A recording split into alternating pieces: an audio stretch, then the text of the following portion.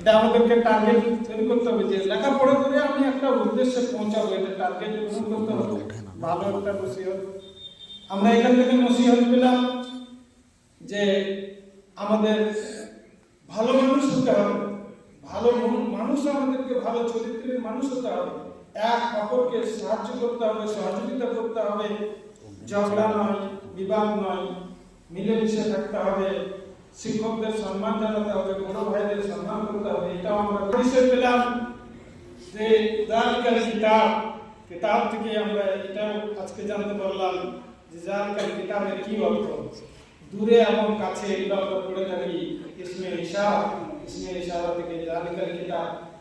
তো এখানে আমি আবার বলতে চাই যে জালিকাল কিতাবের মধ্যে যে কিতাব রয়েছে, যে যার মধ্যে কোনো সন্দেহ নেই, ওই কিতাব আমরা এখানে অধ্যয়ন করছি। আমরা সুবহানাল্লাহ বলি আলহামদুলিল্লাহ।